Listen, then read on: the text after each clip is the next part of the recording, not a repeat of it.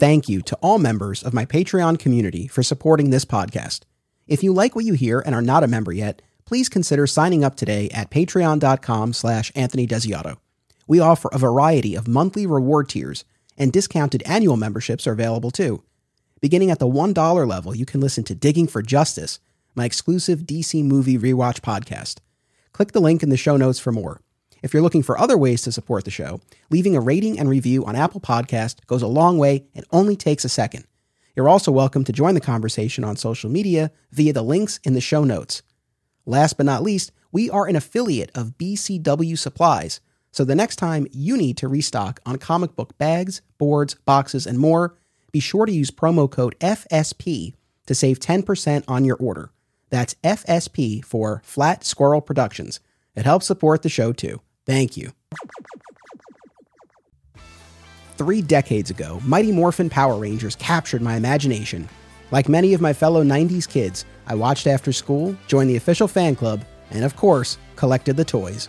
Eventually, I put those toys away, but the flame of my Power Rangers fandom never died. Now, in this milestone 30th anniversary year, I am re-examining the show, its legacy, and the tale of its most legendary ranger across media. It's time to get back to action. Welcome to Summoning the Zords, a Power Rangers fan journey. I am your host, Anthony Desiato. Joining me to discuss year 1 of the Mighty Morphin Power Rangers comic book series from Boom Studios is the host of the KRYPTON Report podcast, Tyler Patrick. Tyler, welcome to the show. Hey, thank you for having me. I'm glad that we're talking Power Rangers again.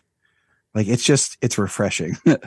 Yeah, man. And you say again, I have to thank you for having me on your Patreon show probably a few months ago now. And we talked about our respective histories with the Power Rangers franchise. And, you know, I had been kicking around the idea of doing this podcast for a while. So I didn't need a huge push, but having that conversation was one of the last little pieces before I was like, okay, I have to move forward and do this because I just had so much fun talking about Power Rangers. You were like, oh yeah. Well, I mean, and what's funny is it started like the discussion.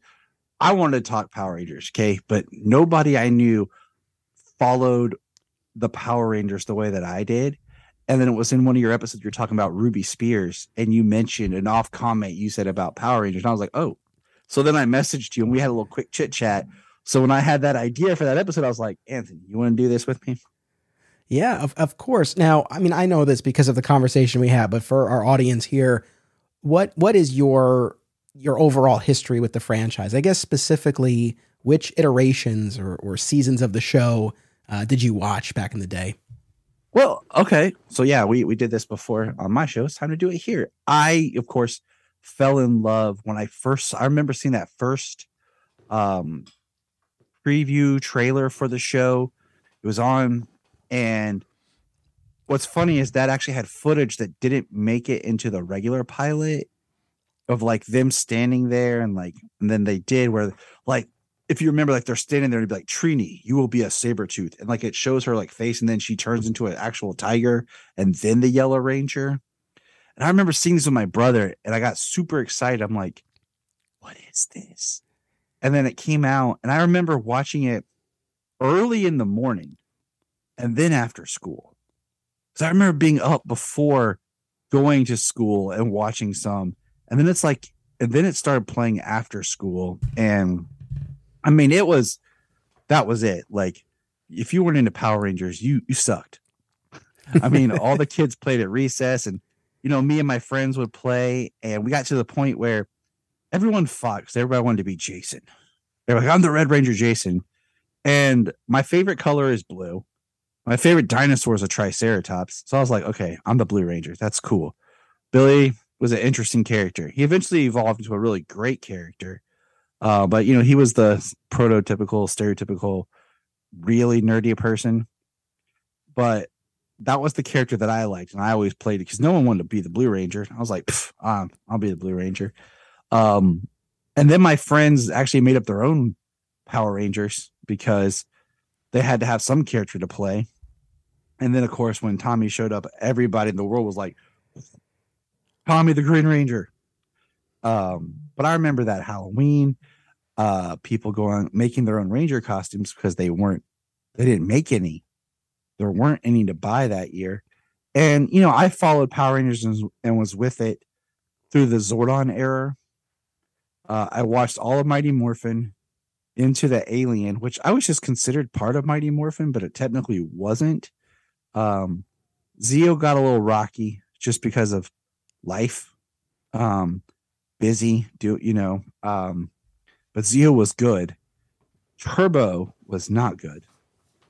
I didn't go see the Turbo movie because it just looked bad. But I remember my grandma rented it for me and I watched it and it was just bad. And then I watched In Space because Space was good. And I remember when I started watching Space, because every every male of our generation had a crush on Kimberly. That was the big thing. And I remember watching In Space like, hello, Yellow Ranger. Like, this might be a good show. Let's watch this now. And then I watched it and, Space concluded with like just bringing everything full circle with Zordon, closing that arc, that loop of like the story that started with Rita, with Zed. It built on the mythology. And then after that, like, I didn't follow it. I would, here and there things, but then it got just to be a lot because they started reusing certain phrasing styles. Like, there's been like 3 or 4 dinosaur iterations. And then the company was bought and sold between Nickelodeon, Disney, Saban, and now Hasbro has it. So it got really hard to follow. But Mighty Morphin always had that strong pull and is a great part of my childhood. I mean, I could go on with memories of stuff that happened, playing the movie video game was awesome. I saw the White Ranger. Well, it was an actor, I don't know, as the White Ranger came to McDonald's from a tour for the movie there by the military base. He was in the movie costume. So, I mean, I got tons of stories of just living in that, where you started, like my friend and I would come home, walk home from the bus stop, and then all of a sudden just toss our backpacks in the yard and pretend like we're fighting putties. Like, she'd just be like, putties. Then you stun yourself all of a sudden dressing in solid colors, going to school. I had a yin yang necklace because of Tommy. I had no idea what a yin yang was, but Tommy wore one. So, it was very influential. And the last thing I'll say is, like I've said to you before, is like, do you ever just, you're walking around one day and you reach behind your back and then looking for your power morphin, you realize it's not there, and then you realize you're a 30-some-year-old man walking around like, what are you doing, dude? Like, what are you doing? Why are you still pretending like you're a Power Ranger? Your kids aren't even around. You can't even use that as an excuse. Gotcha. No, it's awesome to hear you lay all of that out. And even in Mighty Morphin, just, history with the characters is like, because I also, I dove into learning about Super Sentai as much as I could. I had a previous family relative, we won't talk about, but he was huge into it and he taught me a lot too. And, I still find it fascinating for any of those listeners who don't realize that when they changed the Zords and they became the Thunder Zords and the White Ranger, that was all from a different series that they never went back and used the other color Ranger suits. So that series, they used their Zords and they used the White Ranger, which in that series was a child. Yes. And there's certain shots of the White Ranger you can tell. But they never used like the Red Ranger, the Pink Ranger, any of the other colored Rangers from that run. And then after, they tried to do that as much as they could that's why they did the Alien Rangers, that eventually they were just like, we're just going to make it clean. And they did Zeo and Turbo and stopped trying to like incorporate it and everything. And then, like I told you before, for Zeo was actually supposed to stand for Zordon of Eltar's Odyssey. Oh, right. Yeah. So I always thought that was cool. Like, just little things that you pick up on, and just feel like there was a really tight mythology in the early seasons. And then when they got into like the later specials, like the Forever Red and stuff like that, they just tossed everything out the window. It just became fan service. It didn't make sense anymore. And all of a sudden Jason shows up with the red morpher and you're like, bro, last time we saw you was the gold Zeo.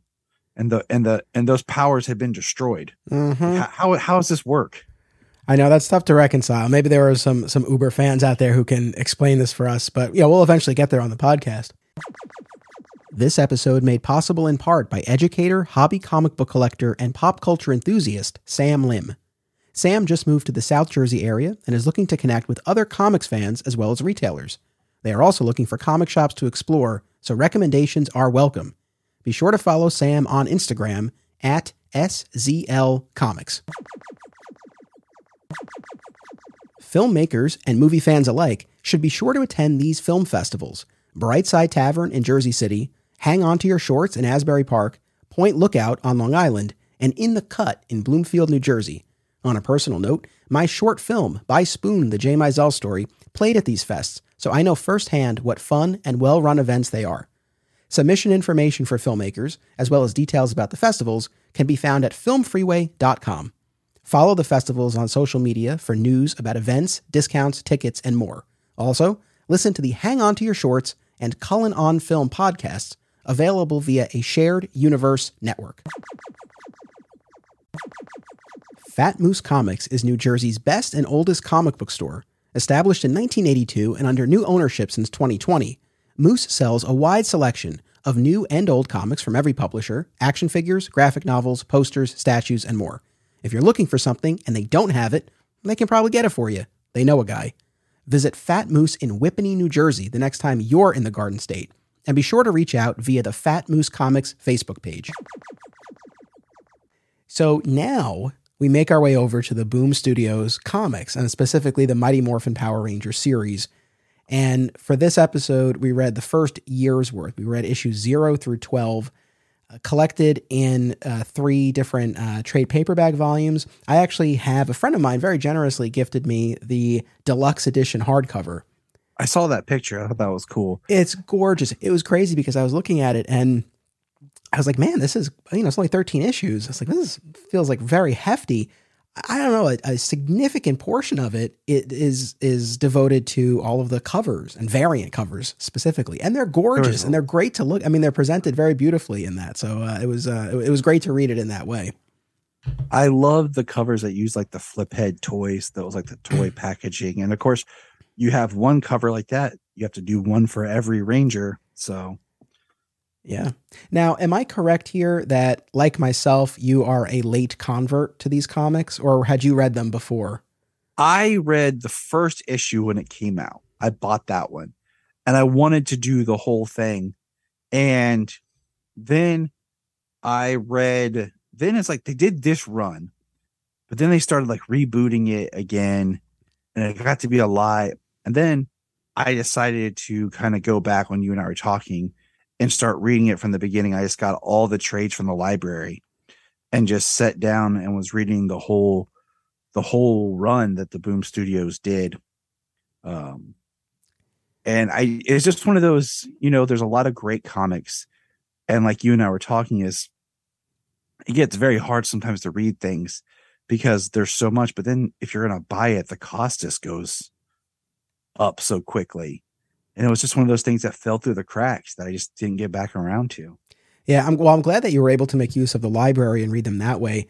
Like I said, a friend gave me this hardcover. I plan on reading the remaining Boom Studios comics through Comixology Unlimited. I'll do the subscription and kind of blow through everything that way.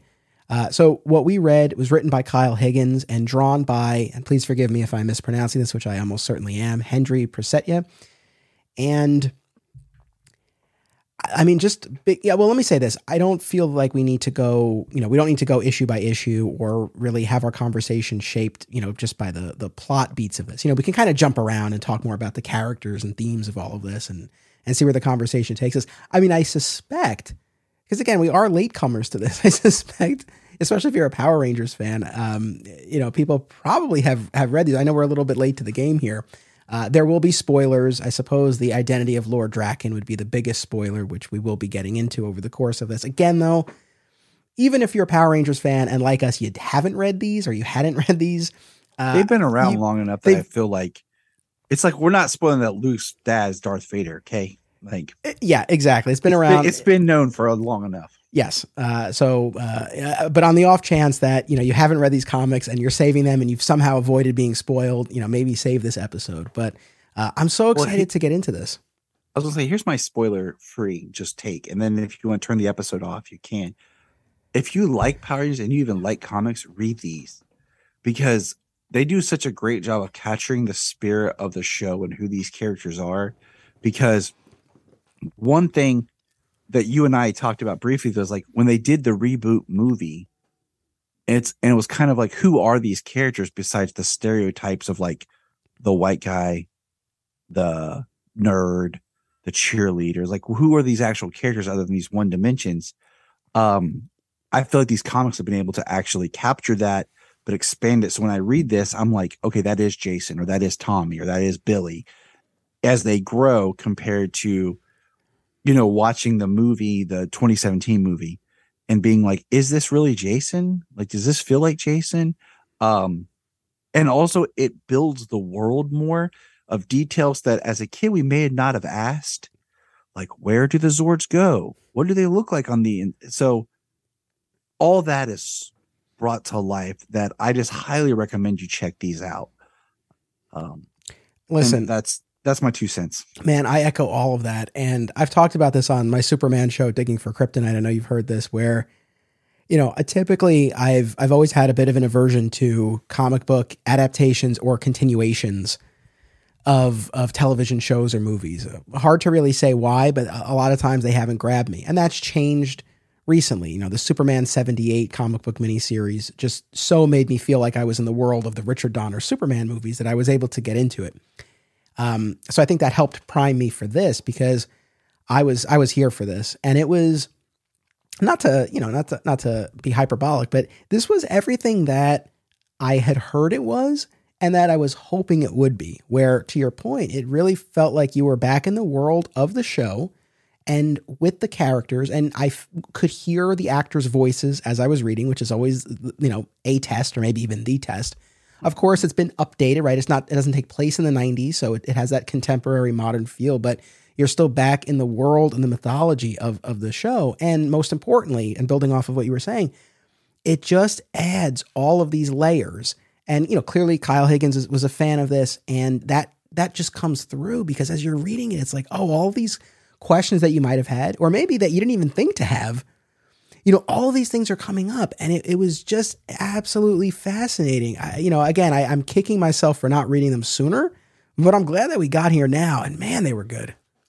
I always just say this, for anyone who complains about the destruction in Man of Steel has never really thought about the destruction that a Zord battle in Power Rangers causes. 100%. That's all I'm saying is like, and because that's some messed up stuff. It is. And, in the last episode with, I had Chris Wilcock on, we talked about, again, a bunch of those Green Ranger episodes, like Green No More and Green Candle. And one of the things we talked about there was, like, what exactly is Tommy's deal? He moves there. There's an episode where there's Parents' Day, and we see all the other Rangers' parents, but not Tommy's. After he loses his powers for the final time, he goes off to his uncle's cabin, in the middle of the school year or something. And we were talking about, what is this guy's deal? He just comes and goes. Does he have a family? What's going on? It's the 90s, man.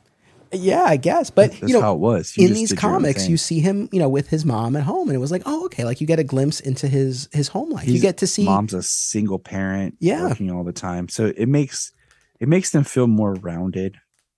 Yep. As people, as characters. Because their high school experience was definitely very interesting. Yeah, no kidding. Now, like I said, my main objective here isn't like a point by point plot breakdown, but big picture here. A lot of the first few issues, well, really the entire arc of what we read, but in particular the first few issues really deal with Tommy trying to acclimate to being on the team. So this picks up very shortly after Green with Evil. So he has been under Rita's spell. The spell is broken. He's now the 6th Ranger. And, in the show, it's like, man, he's just rolling with the team. There's one of the episodes we talked about last time was Gung Ho, where Tommy and Jason are having a hard time kind of working together and getting on the same page. And it was a cool episode, but it didn't get at any of, the underlying issues between them. It was just sort of like they were butting heads, but you didn't really get insight into why. So reading these issues, it was fascinating. You see Tommy dealing with essentially PTSD from being under Rita's spell. He's hallucinating and seeing Rita. He's really having a hard time. He's not following directions in the field. He's clashing with the other Rangers. There's a lot of friction there that the show just wasn't built for. And it was beautiful to see that play out on the page. And those first few issues in particular are really centered around that. Well, what was it? The command Jason's like, double down. He's like, I don't know what that means. Yes. He's like, he's like, you don't take orders. He's like, I don't know what double down means. And you're like, just fair. It's like, I don't know. I wouldn't know either. I'd be like, are we playing cards, Jason? Like, just like whatever I'm doing, do twice of it. I don't know. In the back of my mind, I kept thinking to myself, this is interesting if you're looking at the arc that Tommy one day will be the leader of the Power Rangers. Like, if this is the trajectory, kind of like additional stories that happened and the show's still going to happen. But the idea that Tommy will be the White Ranger and be the leader, and like how he's dealing with this right now, his fitting in, who he is. So I liked that. I liked that he's like you said, PTSD of, I was fighting these guys and now I'm one of them. Like the last episode of Green with Evil, I just remember after they destroyed the sword and they're just like together. And I just remember them talking like, yeah, you're now one of us together, all 6 Rangers. Like, and they're like, buddy. And I'm like, okay, as a kid, I'm like, yeah, that's right. Then as an adult, you're kind of like, hold on, dude. I don't know you. I don't know who you really are. How much of that spell, why she chose you. Yeah, like that's the thing. I think there are a lot of valid questions that, right, as a kid watching it, you don't necessarily think about. But it's like, first of all, just does Tommy / would Tommy actually want this? He's not even really given much of a choice in the show. It's just like, hey, you're the new Ranger. It's like, well, would he necessarily want to go down this path? And yeah, is he a good fit? Because the fact that Rita chose him, that does bring up a pretty valid counter argument to his being on the team. Like, is there some quality he possesses that made him appealing to Rita that would make him a liability or a threat within the team? You don't know. And the other thing too is, and I was really paying attention to this watching Green with Evil, where there's so little time between Tommy's introduction and him being put under Rita's spell. You don't get to know a lot about who he is, what his character is. There are a few things, right? Like we begin with him and Jason fighting in the martial arts competition. And you see, obviously he's a great fighter, and also he displays good sportsmanship. And then you see the beginnings of a little flirtation with Kimberly, and he stands up for her against Bulk and Skull in a brief moment. And that's like all you really get. So it's enough, I suppose. It's so bare bones, but it's like, okay, he seems like he's a solid guy, but you don't know. And they place him on this team. It's just that it's there's that little kid brain. Oh, look, he's good. He helped Kimberly. Oh, him and Jason are going to fight, and you're like, oh, they're going to fight, and that's all we needed. Yeah. So, it's all we needed, that Rita puts him under the spell. But okay. So the issue I found very interesting in this collection is when we hear the story that Rita came to Zach. Man, I knew you were going to say that because I had the same. I was reading that. I was like, this is awesome. And she basically tries to recruit him. And the issue ends whether she's looking in the viewing globe and sees Tommy practicing and decides, oh, we're going to look out at him. And I'm like, that is, going after actually one of the Rangers. Because as a kid, I always joked, like, why does she keep attacking right there? Why not attack over here? Or why not send like 5 monsters?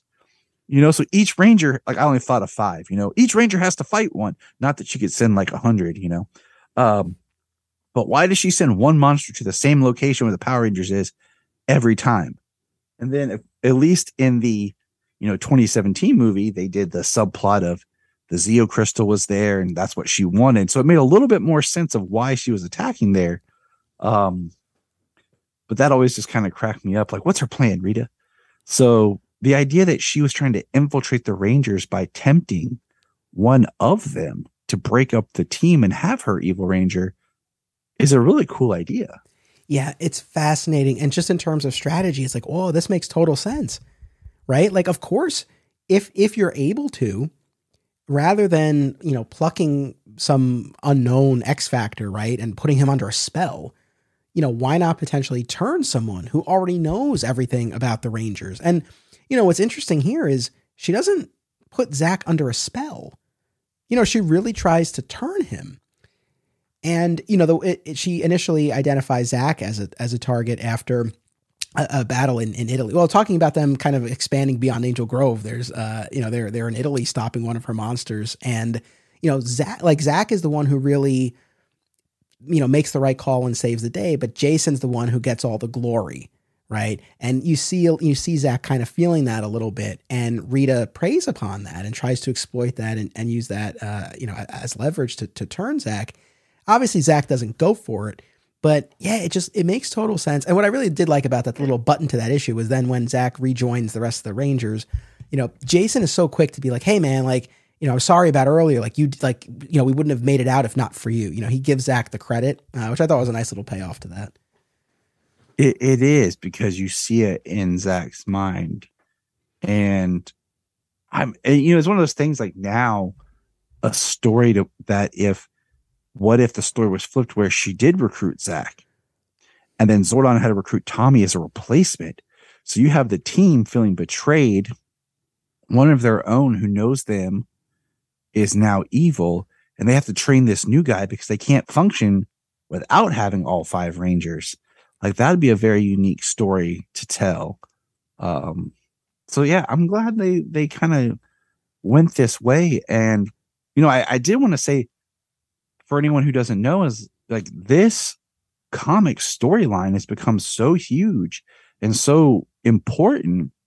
Kyle Higgins did direct like a short film that was like a trailer for this that actually used actors for it. Look it up. And then I don't know if you ever played it, but I bought my kids the Capcom Power Rangers fighting game. It's very much in the Street Fighter style. And in that game, it has characters from the storyline in the game. Not only Lord Drakkon, but the Black Dragon and the guards that Drakkon uses. They're all playable suits in that game. It is Battle for the Morphing Grid. So this storyline is very prominent in Power Rangers culture. That's very cool. Yeah, I've not played that game. As you know, I'm not a big gamer, but I'm very intrigued by that. I might have to do that, and maybe it'll be an episode. So we'll see. It's just one of those, like, it's a fighting game. It's something the kids can play. It's very animated.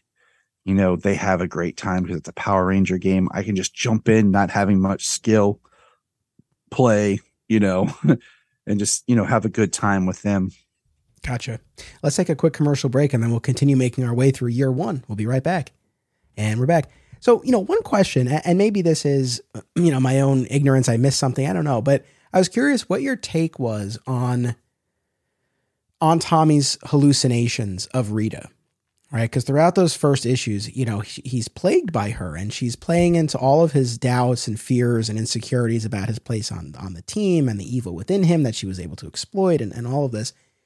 There's a scene with Rita in the palace where she's talking about how she's still in tune with the green powers. It's kind of vague. To what extent, if any, did you take it to be that she was actually causing these hallucinations directly or indirectly versus he really has PTSD and this is the manifestation of his fear? Because Rita's always, referred to more as like the witch, I kind of always took it that she was actually trying to influence him. Like, she didn't know what was going on, but, she had that connection because, and I'm trying to remember compared to the original story and everything, she stole the green power coin, right? And then corrupted it and made it her own, or did she create the green power coin? So I'm not positive. I don't know that the show really... Did the show ever give us an actual origin for that? I thought Zordon said in an episode that she had stolen it, but I'm not sure because there's different variations and I'm getting my mythologies. I do believe so. One of the things that, because I've mapped out a lot of this podcast series, more than you might expect. And I know that he's got it done to 2026, people. It's all about, but I know one of the upcoming storylines that we're going to get to in the Go-Go Power Rangers series that was running concurrently with this at a certain point. It gets into the green coin, the backstory and her role in that. So we'll get there, but yeah, at this point I couldn't answer that really. So we'll say, she stole it. She tried to make her own Ranger.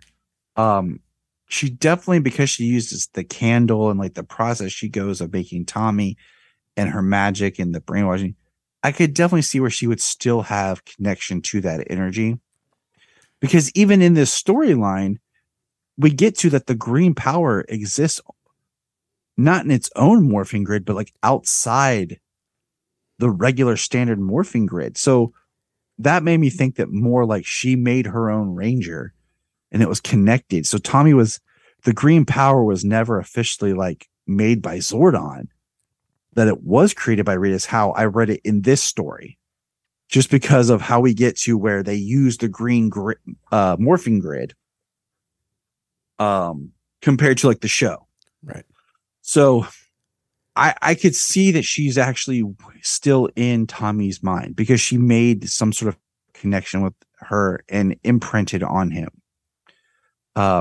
I think there's even more stories to mine with the idea of like Tommy's relationship with his mom and what Rita looked at maybe as a motherly figure for him. Like if they went back and, Higgins had written like his own version of the Green with Evil story. And I think we get some of that later in a way, but there's a lot more depth to these characters. And Tommy, especially, dealing with the fact that these are his teammates that he hurt, that he doesn't feel like he's living up to their expectations. And then you can kind of feel that Jason in a way feels threatened by Tommy. Because let's just, Tommy's got his own Zord. He's got a cool shield. He has the dragon dagger, which is awesome. So there always is this kind of sense that this new guy is better than us, that you can kind of see and sense in this story. No, I mean, absolutely. And I like what you said. I think that's kind of the reading that I would ultimately subscribe to. I don't know exactly what was intended, but some sort of combination, right? Where Rita is influencing Tommy, but I guess maybe that the form that it takes or the specific words maybe are a manifestation of what Tommy's going through. Because I wouldn't like the idea that this is all just like Rita just, speaking into his mind, right? Mm-hmm. I like the idea that some of this is coming from Tommy, because I wish in the show that you had seen any instance of Tommy resisting or any sense of what was going on in Tommy's head while he was under the spell. And so that's like what I say, one of those things like, questions or desires watching the show. And then to see a version of that play out in the comics where it's like, now you do get to go inside his head and you do get to see that tension. And it is very interesting. It could be even the sense of like, repressed memories of like him remembering something Rita said or they did and what his mind at the time wishes it could have said or done compared to just being, complicit with what she was saying. And, in the story, I kind of get the idea that maybe Rita is trying to win him back. Like if he came back of his own free will, that could make him more powerful than him having to be under a spell. Like he just, submits to her and getting to the point where he is worthless without her. He only has value because we do get Scorpina in this story. And Scorpina played a role in the Green with Evil storyline. Yes. And, going back to, what Jason might be feeling during all of this, there's a great moment with Zach and Jason where I think it's Jason who says to Zach, does it bother you that Zordon, invited Tommy to be part of the team without talking to us?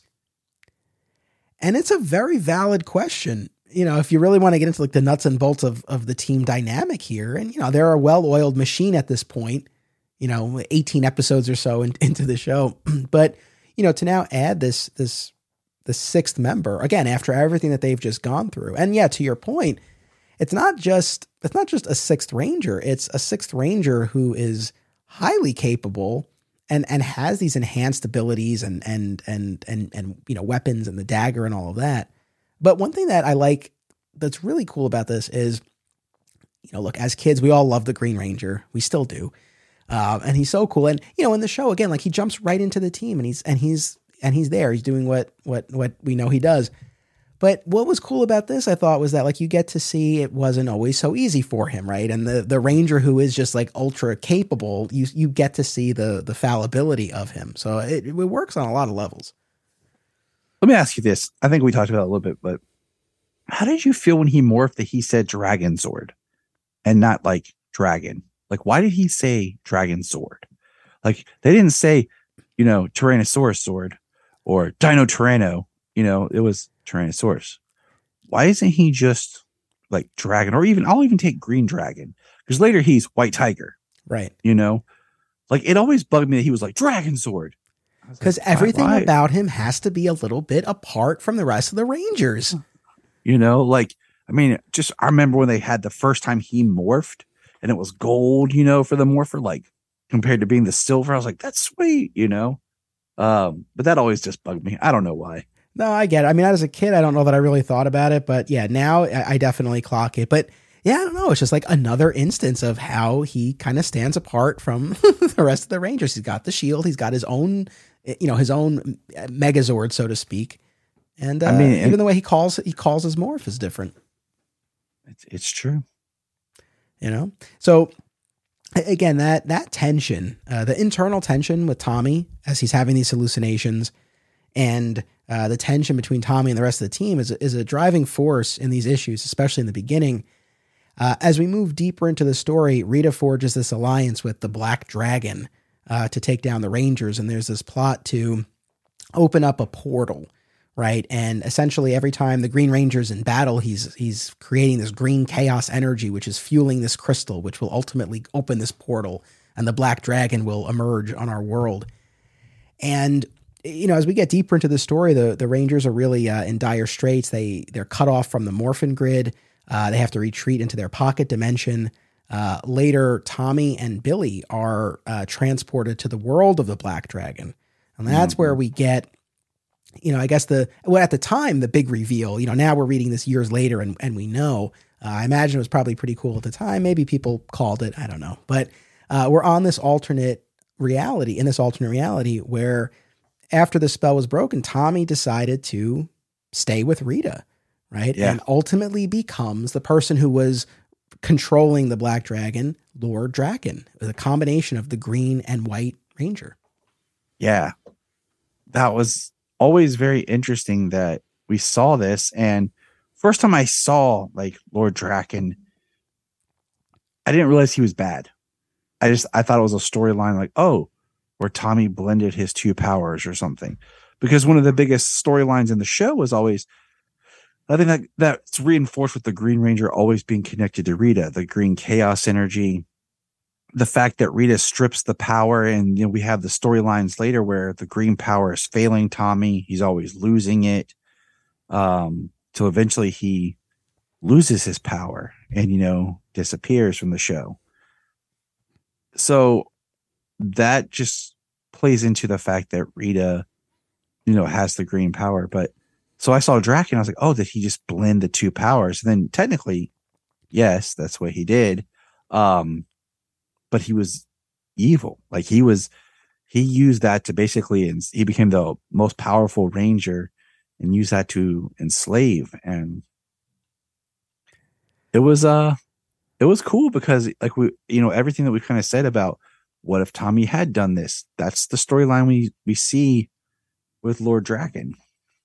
Yeah, I mean, I think what was an especially interesting choice with all of this is, Lord Drakkon could have been a version of Tommy who never broke free from the spell, right? We could have had a version where that just continued on.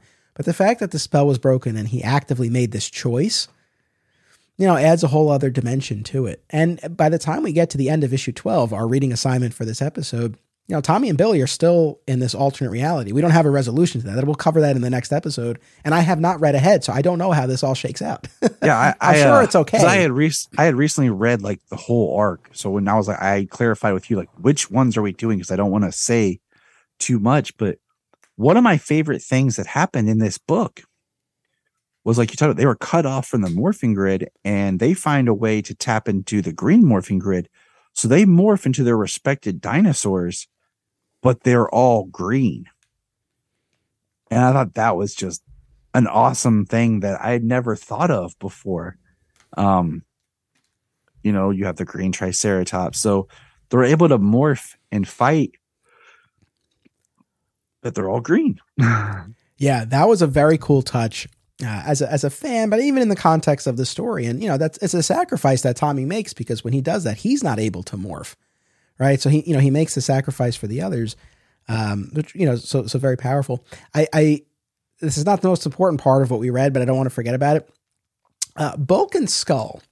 I knew that's where you're going, because I was like, what didn't make sense? Oh yeah. Okay. Yeah.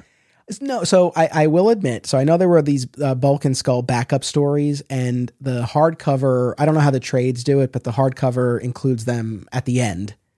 So yeah, they are the trade kind of had all of them put towards the end of one book. I will admit I didn't read them.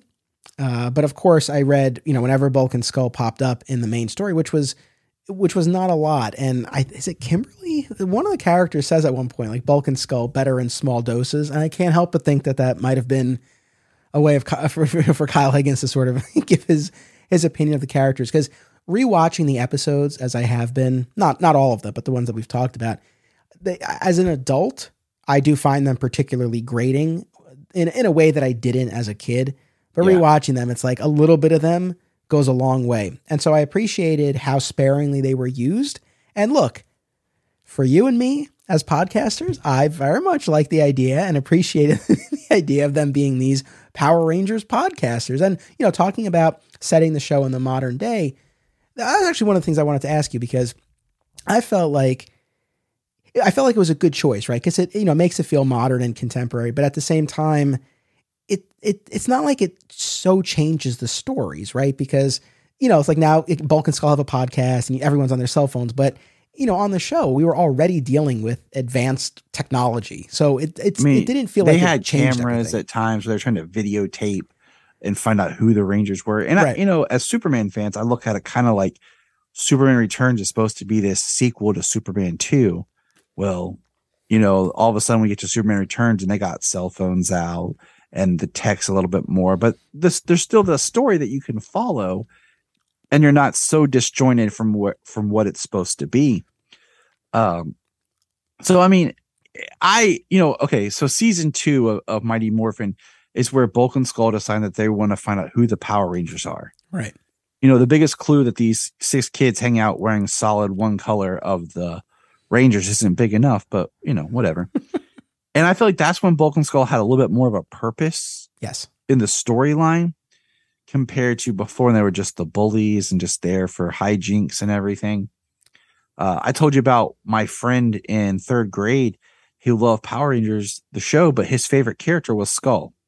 He enjoyed watching it and watched, for Skull. And I was like, really? Like, okay. Sure. To each his own, but I think you're right. I think that that period of time on the show when they were trying to figure out the Rangers' identities, I think that was probably the sweet spot, because initially when they're just the bullies, that only goes so far. And then I think my frustration grew in later seasons where they really had their own separate storyline, like especially when they were, they tried to be police officers and then they were private detectives. It just felt like they had their own show within the show, and I didn't care for it. So I think when they're trying to figure out who the Rangers are, I think that's the sweet spot for those characters. It would have been, as a writer, like if you would have done something where maybe down the line Skull or Bulk became a Ranger, but they had earned a spot. Like you have this arc with their story where like maybe it's like a temporary thing, kind of like how in Turbo they got the kid, for a short period of time. Something where maybe they did something like that, Or, they made them mechanics who worked on the Zords or something like that. Like they had Something some where sort of supporting role in the action. They went from being the antagonist bullies to growing up and maturing and actually becoming something. Kind of like a Flash Thompson, where Flash Thompson hated on Peter, but loved Spider-Man. And then when he finds out that Peter is Spider-Man, his whole world is destroyed to the core, to where it causes him to wake up and look at himself as who he is and become a better person, because he tries to become a better person because of Spider-Man. But then when he finds out that the kid that he bullied is his hero, that changes everything about him. So in the sense, if the writers had done something where Bulk and Skull started to matter, instead of just, like you said, create this whole side show, basically, it's like they had, all right, we don't have the budget for Rangers. We'll do 15 minutes of Power Rangers, 15 minutes every episode with Bulk and Skull. That'll stretch out our season, So I just think, even look at the Power Rangers movie where Bulk and Skull actually try to help those kids, save from Ivan Ooze. They actually do something. They get in the action and actually help instead of just being these antagonists. But that's side tangent there. But yeah, I too did not read the backups because I found them annoying. the art change, the story, and their characters I didn't care about, that meant nothing. Gotcha. The way the backups were done in these books, I was like, I want to read more about Billy and Tommy. What are they up to? Yes, because I like seeing Billy when they go like into the Zords, like, and you see where the Zords are, and like they're opening the doors to get in the Zords and stuff. That all we ever see is the Rangers jump up and then they're in a room. Or they get hit and they fall out. We never see where the Zords retreat to, where they're stored, how they work on the Zords. Well, that's the thing, because watching the show, like whenever they call the Zords, they're always emerging from what would be the dinosaur's natural habitat. And it's like, this doesn't seem to make sense. So, but the idea of them sort of in the quote unquote, like a garage type storage facility, makes sense. Like the Batcave. Right. Yeah, that makes, it's one of those things you don't think of as a kid, like, wow, the T-Rex is coming from a volcano and like the Mastodons coming, like, are they coming from all around the world, or is it all just there in Angel Grove? Because, if you think about it, you're in Angel Grove and then all of a sudden they morph and they're like an industrial warehouse. Yes. Back alley of businesses. And you're like, okay, that's where they like to fight, abandoned warehouses. Okay. It's either on a playground fighting putties or, morph and fighting an abandoned warehouse. Yeah, I would love to see just a layout, of Angel Grove. Show me how Angel Grove urban works. Planning. Yeah. Acme Comics is a locally owned and operated full-service comic book store in Greensboro, North Carolina, for people of all ages and walks of life. Now in its 40th year, this multiple-time Eisner Award nominee features a significant contemporary and vintage back-issue selection, as the Acme team uses their collective knowledge and resources to connect you with the best material. Mail order subscriptions to new releases are available, and all offerings are available anywhere via mail order. Follow Acme on social media and eBay, listen to the Acme Cast on all podcast services, and visit acmecomics.com for much more. Aw Yeah Comics celebrates and promotes everything that is wonderful about comics, toys, artwork, and the joy they bring to people. Visit them in person at one of their 3 locations, Harrison, New York, which happens to be my local comic shop, Skokie, Illinois, or Muncie, Indiana. If you have children and have been looking for a family-friendly store, look no further. Join Aw Yeah for exciting events, including creator signings, how-tos, and more. Visit awyeahcomics.com and follow Aw Yeah on social media for more. Their name says exactly how they feel about it. Say it with me. Aw yeah. It works in this weird way where it's like, no matter where, as a viewer, like no matter where you live, you can see some version of it is reflected in some part of Angel Grove. So yep. in its own way, like it kind of works. Like you live in a city. Yep. They've got the industrial area. You live in the suburbs. Well, we have that too. You like to hang out after school on the playground at recess? We got that too. Yeah. So I want to talk more and not, we still have, we have we have time, I don't want to make this like a lightning round sort of thing. But in terms of, again, big developments, or even just on a more character-based level here, there were a few things that stood out to me. Some small, some large. One little moment between Jason and Kimberly, when like Jason's been teaching his karate class to the kids, and then like the owner of the karate studio talks to Jason about potentially bringing in Tommy to like co-teach the class, and Jason kind of bristles at that a little bit. But then, Kimberly's talking to Jason about how she's supposed to get coffee with Tommy, but he wanted to stay at the command center and, run simulations and run the Kobayashi Maru. Yeah. And then, Jason's like, well, I could use some caffeine. And, as they're talking about it, my sense was like, it seemed like maybe we could be heading into a little bit of a love triangle territory, like Jason's reaction. I mean, again, there's not a ton there, but it seemed like he had some sort of reaction to this discussion of the relationship between, Tommy and Kimberly, and the fact that he's so quick to kind of step in that moment.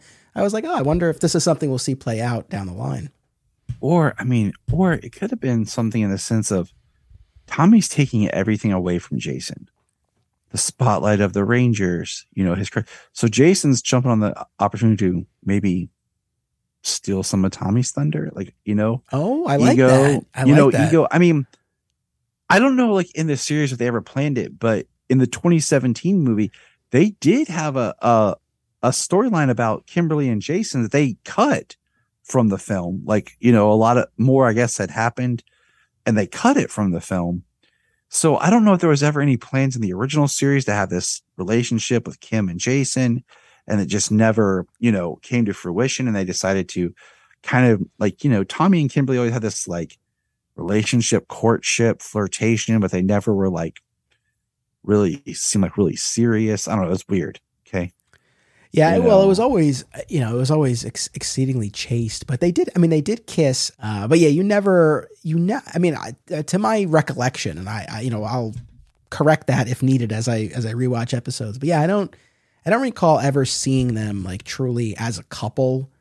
Yeah. It was always kind of flirted at, hey, like Tommy and I are going to go do this, or we're going to go like a date, but it never really cemented. It was always like that early when you're trying to figure out the relationship. Are we friends? Are we not? It never seemed like it actually became that. So yeah, I found that with you said with Jason, just, the idea that Jason was number one, man. Like he was everything.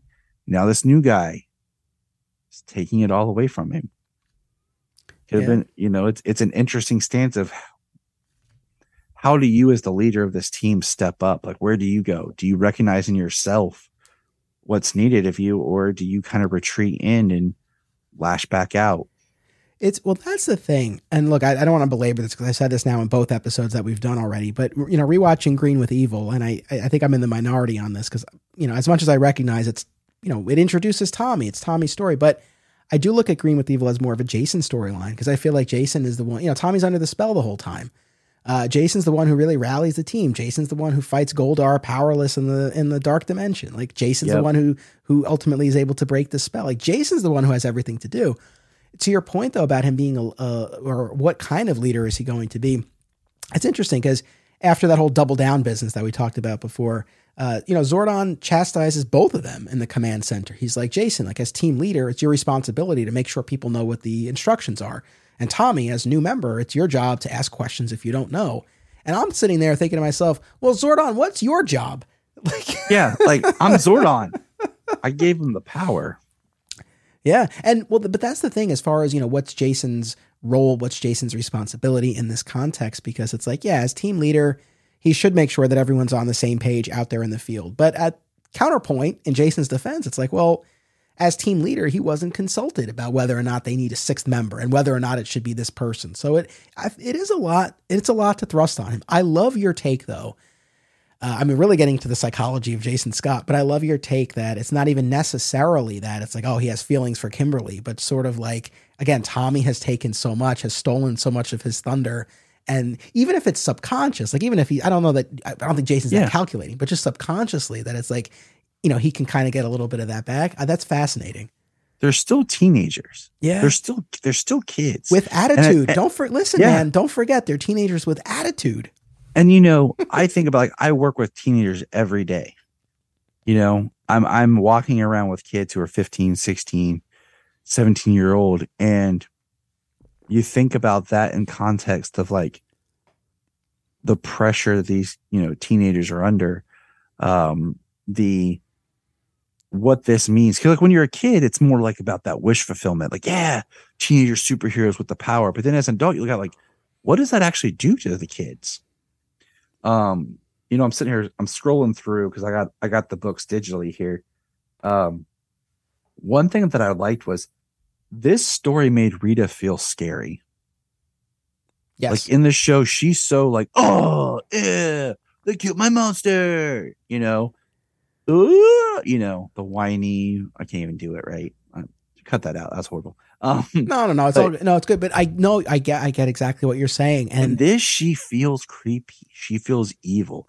She has a sense of scariness to her that is really needed for the character. And you see her interacting, again, like we talked about the flashback sequence where you see her, trying to tempt Zach, right? Like getting to see her interact with the Rangers generally, and especially in their civilian identities, was very welcome. I want to circle back for just a second to what you were saying before about this whole, mother aspect. And part of me wonders if, again, in these comics, we see Tommy again with, what appears to be a single mom. And, part of me wonders if, might it have made more sense for Tommy to live with his dad, for example, and either his mother has passed or has left or is otherwise out of the picture.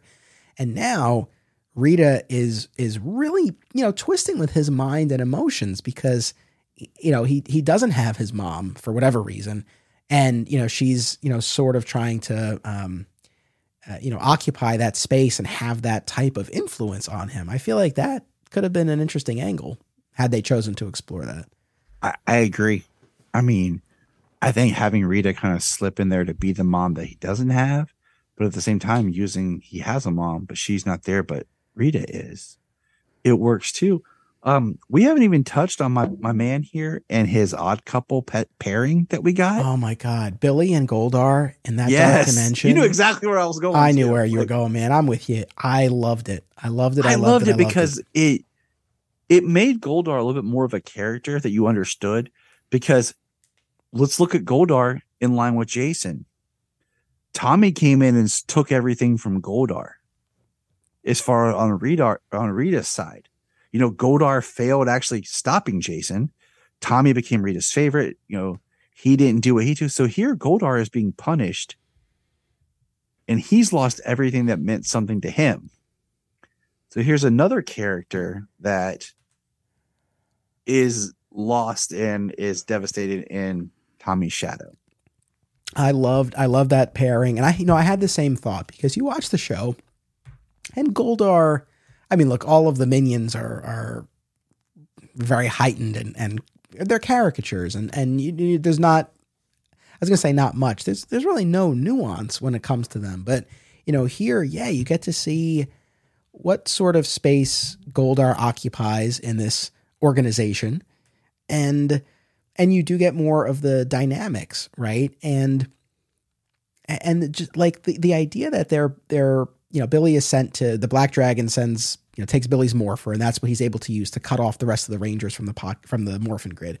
And Billy is in prison in the dark dimension where he finds Goldar, who has also been in prison as punishment for his failure during the Green with Evil storyline. And the fact that the two of them are able to find common ground and that Goldar actually allows Billy to escape, because Goldar realizes, well, if the Black Dragon, this new ally, Rita's new go-to person, is done away with, well, then that opens up a lane for me to return. And it's, like the Goldar on the show, I could never really imagine. I don't know. On the one hand, this almost goes against my argument where this feels like it's in the world of the show, because I really couldn't see our Goldar doing this, but I'm on board with this because it's this whole other component here. And it also speaks volumes about Billy's ability to negotiate slash manipulate slash really use his mind. It was, I don't know. I really love the idea of Zach being tempted. The fact that she tried to turn Zach, but this is right up there with it as far as like really great touches. I think, with the book hooks you with feeling like it's in that world, and then a little bit layers to where you've accepted these characters in that world, part of the show, so that when you get to this, it's not so in left field. Yeah. You can kind of see where those characters have come from and what they're doing. Another thing that I like is when later on it's in I don't know how yours is collected, but in the third trade, how we kind of got like a flashback issue with Billy like training and being, kind of trying to figure himself out, because, Billy was always the character that was more there for his brain, and he didn't know how to fight or anything outside of being morphed, that he had to learn on his own that aspect, where everyone else was like, a gymnast or a martial artist. And Billy was none of that, until he morphed. And then, part of his arc was learning to actually fight later on. So I like that kind of throwback-ish issue. And that's when we get more into, when it's after him and Tommy get transported to the other world. And then I like that they have I can't remember the term, but like the guards that Drakkon uses. We meet the Mastodon guard. Yeah. And they look like the 95 movie outfits with a little bit more padding and stuff, but they look like the movie. And I always, we talked about the movie as being like, that was the one thing that was like Americanized Power Rangers. It was often its own pocket universe away from the series. So I like how we're kind of bringing that into the fold. And I also like that we haven't even got there. There's so much in this that we could talk forever, but who is Lord Drakkon's biggest adversary? The one person that's opposing him, that's kind of laid dormant, that he's hunted, we find is Saba. Yeah, that was great. And I was not expecting that, right? Because Billy and Tommy, they're at the remains of the command center. They hear this voice, and I'm like, who's this going to be? And yeah, it's Saba. And Saba calls forth the Tiger Zord to help make an escape, and then they escape in the Falcon Zord. Yes, I was like, this is just like Power Ranger, and it's not too far out, going crazy, but it's right there in that, Mighty Morphin era. So they're not like going after the Zeo. They're not going at they're staying right there with, when they still had the core powers and everything. So it works really nice. It does, man. And even when we get the backstory, when Saba explains how Lord Drakkon rose to power and how, the Rangers and Zordon made this last ditch effort to create the white light and imbue it within Jason, right? The natural leader of the team, right? He would get the white light, and Tommy interrupted the process and usurped the power for himself and seemingly killed Jason in the process. He just comes out with Jason's helmet and his, the Lord Drakkon costume that we all know, which has this combination of the green and the white. But yeah, it all feels, in keeping with what we know. Like, that's the thing. It's this, fan fiction-esque, wish fulfillment of like all the cool things that you would see blended together, but it really all tracks within the context of the story. And just for a second, I want to jump back to Billy, because that flashback issue, it took I'll be honest, as I was reading it, I was like, oh, the whole issue is a flashback, because we were at a really interesting point in the story, and it's like, oh, okay. That's the point, to be like, haha, surprise, gotta wait another month.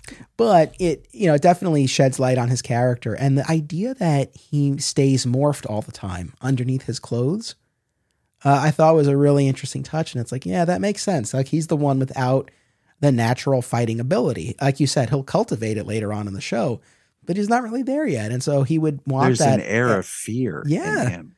And understandably, putties are coming at them all the time on the playground. Yeah, I mean, for real, can't even walk to the juice bar.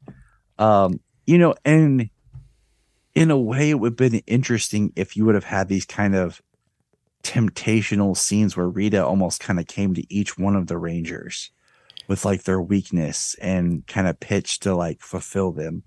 Instead of just Zach. Like I love the just Zach angle. Like it works. But could you imagine if Rita had come to Billy, or if Rita had come to Trini, and like what is like her in with them to kind of pull them out to try to see if she can break them?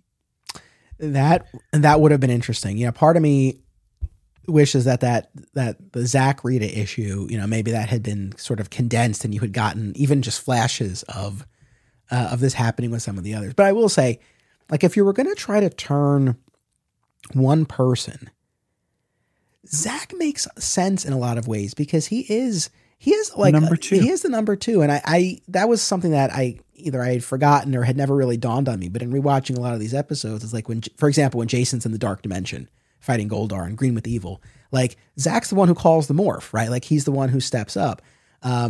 So, you know, Jason seems a bit incorruptible, but you know, Zach as the second in command, and especially the issue that we talked about where he's overshadowed by, by Jason, and but he is number two. He's got this position. He has this ability, right? You know, Billy's a great mind, but he doesn't have the fighting ability. He doesn't have like the killer instinct that Rita would be looking for. So yeah, Jason makes the most sense, I think.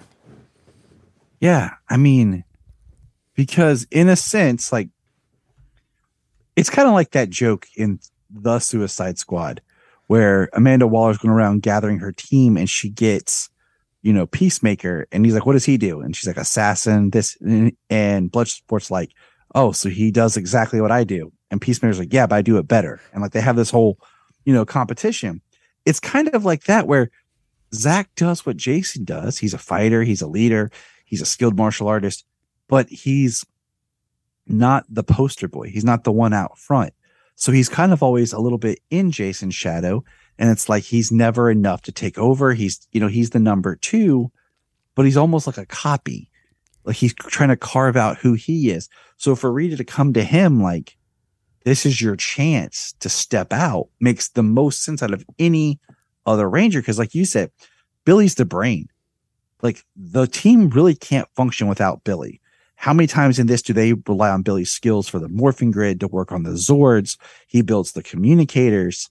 Like even my Apple Watch, which I don't have on right now, my ringtone on it is the Power Rangers, you know, and like it'll go off and I'll just be like, we raise you Zordon. Or I'll tell my wife, like, Zordon's calm, we got to go. You know? So it's like Billy is, you know, like that. And then Trini and Kimberly both bring a certain aesthetic to who they are to the team. And Zach, you know, he's doing his hip hop keto, but at the same time, you know, Jason's the one that everybody champions and everybody worships. And I get it. I get why he would be the one that Rita would go after. You know, you mentioned how, the team is often lost in terms of tech or strategy without Billy. And one of the things that I did enjoy a lot about this, you know, we haven't really talked about Trini much, but I really enjoyed how she had to step up when Billy was taken away. I felt like they really clobbered us over the head with her insecurity over not having Billy there. I didn't keep a tally, but there were like a lot of instances where she's like, oh, Billy would know what to do. If only Billy were here. Oh, I wish Billy were here. It's like, all right, we get it. But I liked how she stepped up. And I really did like, again, another thing that I'm sort of remembering as I'm rewatching episodes is, you know, they were the thinkers of the team, Billy and Trini, and they had a lot of scenes together. And here in the comic, I mean, I don't know what's to come in upcoming storylines, but it definitely feels like they're, you know, we talked about potential romance among some of the other characters. It definitely feels like Billy and Trini are simpatico in a lot of ways. And I like their interaction. I say that, but also I'm also a champion for showing a good, healthy friendship between men and women. Sure. You know, and I love that that's what we get with Billy and Trini, you know, without anything underlining. And like you said, Trini, it's interesting because, like, you know, Trini was a very good, skilled fighter and gymnast. And it was like everyone always had to kind of take care of Billy. And Billy's always like, oh, if they were here, they could do this. Now it's like they're relying on Billy. They need him. And Trini's like, okay, what would Billy do? What would Billy do? And she's number 2 of like the thinker team, you know? So she has to step up in who and what she's capable of. It's great writing that this is, I feel like, you know, some comics you can read and you read an issue and you're like, yeah, it was good. But like, if you ask me what happened, I'm kind of like, I don't know. I'm not going to say any certain writers. Okay. I'm not throwing that out, but there's certain writers that you feel you got to read like 6 issues to actually have a story to tell, because it's so little by little by little that if you reviewed the individual issues, there's not much to say. I feel the exact opposite with these. I feel that you and I could almost go page by page of these books and dive into these characters and bring out what's going on and discuss more of these characters coming to life and coming into their own and really defining who they are as individuals. And these books reignited like my love for Power Rangers. And this book series would be a great animated movie. I was just thinking that. I was going to ask you, I was like, how much would you love to see this in animated form? I think it would be great because it'd be the best way to bring these characters back. You know, even if you could get the actual actors to do the voices, you know, to come back and voice, would be amazing, because there is a love still for the core Mighty Morphin, because you don't see people like really reaching out for like the other series. And, you know, I'll say this, like Adam became my second favorite Power Ranger. When he showed up, I actually really liked his character. So, you know, and he's still part of that Mighty Morphin saga.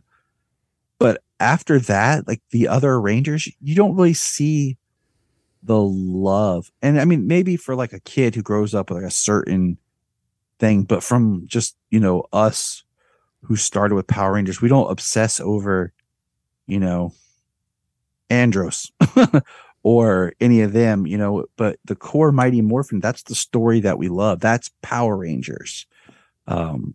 So to do this in another form would be awesome to see. Yes. No, I would totally be there for that.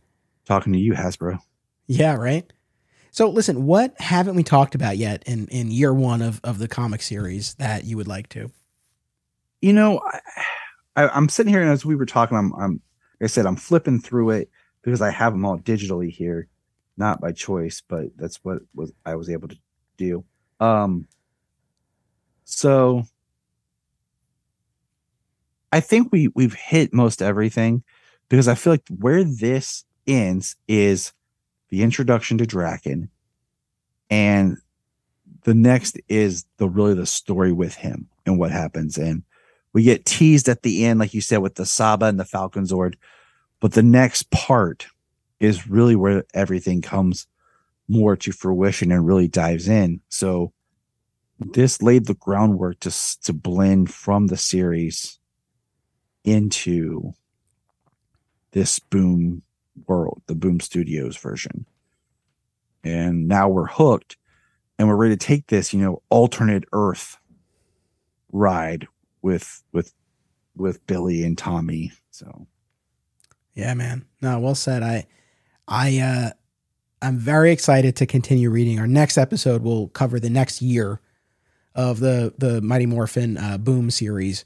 I guess the last thing that I wanted to mention that I really appreciated about this was, you know, I guess between, you know, like the Bulk and Skull podcast and, you know, spending a little bit more time with the parents, at least Tommy's mother, and the various news reports and things like that, you got more of a sense of the world's reaction to and impressions of the goings on in Angel Grove. Because you watch the show and it feels so insular. Yeah, it just feels like it's happening here. The people of Angel Grove don't seem too fazed by it. You don't get much of a sense of what the rest of the world thinks about it. So this just put everything in some context here, you know, and as you know, as comic book fans, you know, as we are, it you know, called to mind, like we're in this universe here, and it's like, yeah, most of the stuff is happening in Angel Grove, but there's a larger context here. I really like that aspect of it too. I mean, I did, because I like how they're getting asked about the Green Ranger, and they're like, they say like, he's one of us. Now everyone deserves a second chance. And you see them in San Francisco. And it made me think like, they have the Megazord standing in the water fighting. It made me think like Pacific Rim, like out there fighting, like what would that be like to just be on the bridge? And all of a sudden, because they show the Dragonzord under the water and like a boat going across the top, to just all of a sudden the Dragonzord just comes up out of the water like Godzilla, and you're just like in this boat in the water. Like that to me, like just thinking about movies that we've had like Pacific Rim and stuff, and then thinking about if you could do that with a Power Rangers movie, like the Zords fighting like that, to where there's this very real feel to it. It just how would you feel like living now in this world where there's these Power Rangers? Like it raises a lot of questions, Well, and when they do the man on the street interviews, I think it's Bulk and Skull, or maybe it's just the news. One of the two. It's both. I think they do a little bit of both, because that's kind of what the energy that Bulk and Skull is trying to grab. Right. But, they talk to people about the Green Ranger, and you get these sound bites from people who are like, yeah, like, he was fighting the Rangers last week and now they're on the same side. I don't know what to think about it. And that's the thing, and this is not explored in the show, but it's like, yeah, if people are watching these news reports, the Green Ranger is fighting our heroes, right? This Dragonzord is tearing up the industrial district. And now all of a sudden they're fighting side by side. It's like, what happened? Yeah. And listen, we can't go without talking about the fact that the Dragonzord flies in space. Oh yeah. Yeah. I knew there was something we were forgetting. I was like, oh yeah. And like they jump through, they do have helmets with their mouths. So, it wasn't until season 2 that they started taking the helmets off, but yeah, the Dragonzord flying in space. I was like, sure.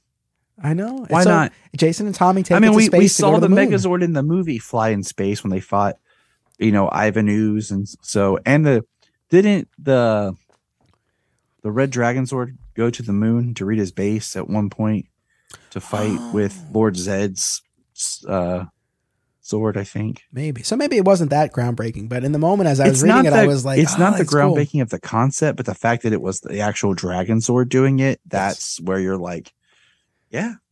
Yeah. You're like, all right, man, bust out the flute and play us a tune, summon the Dragonzord.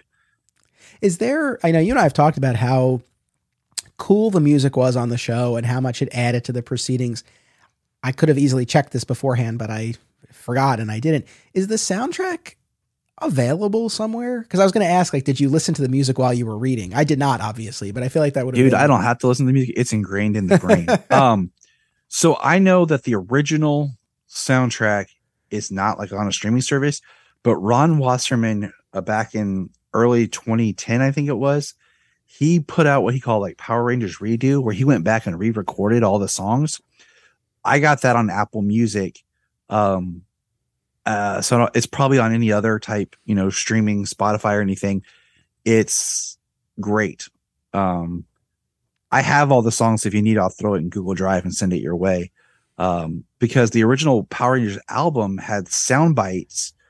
There's a great interview, I think I might have sent to you, with Ron talking about when they were going to put the album out.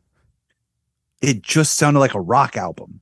So they're like, we can't just put out this rock album. So they had to like add sound bites from the show in the songs to make, so like you hear like them fighting putties, or like you hear little things beforehand, to make it feel like the show compared to just being these, songs.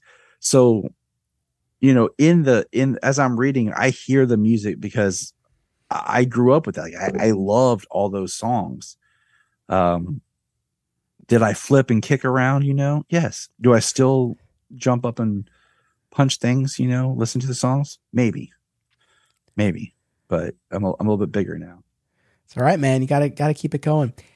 I had so much fun reading the comics, of course, but especially having this conversation. So, Tyler, thank you so much for coming on this ride with me. And I know KRYPTON Report available on all major podcast platforms. What would you like to tell folks about your podcast?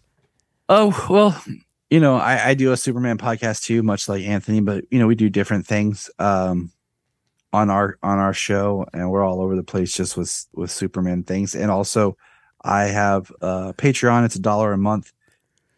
We have different mini shows that we do on there. We're going to be diving more into Supernatural, the series.